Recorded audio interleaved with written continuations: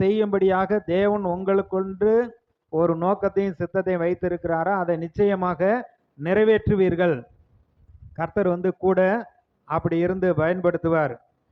நம்ம மோசேயை குறித்து என்னாகமத்தில் பார்க்குறோம்.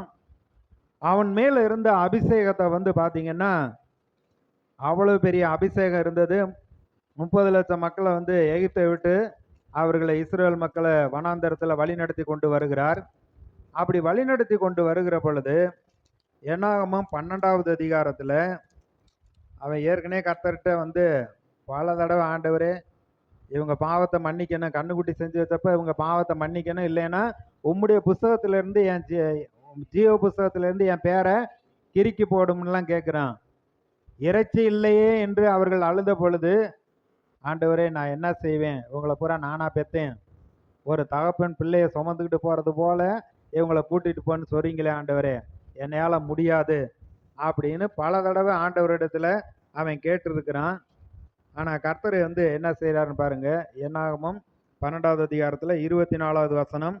அப்பொழுது மோசே புறப்பட்டு கர்த்தருடைய வார்த்தைகளை ஜனங்களுக்கு சொல்லி ஜனங்களின் மூப்பரில் 70 பேரை கூட்டி கூடாரத்தை சுற்றிலும் அவர்களை நிறுத்தினான். அந்த ஆசரிப்பு கூடாரத்தை சுற்றி நிறுத்தினான். கர்த்தர் மேகத்தில் இறங்கி அவனோடு பேசி அவன் மேல் இருந்த ஆவியை மூப்பராகிய அந்த 70 பேர் மேலும் வைத்தார். அந்த ஆவி அவர்கள் மேல் தங்கின மாத்திரத்தில் தீர்க்க தரிசனம் சொன்னார்கள். சொல்லி பின்பு ஓய்ந்தார்கள். அப்பொழுது 2 பேர் பாளையத்தில் இருந்து விட்டார்கள். ஒருவன் பேர் எல்தாத், மற்றொருவன் பேர் மேதாத்.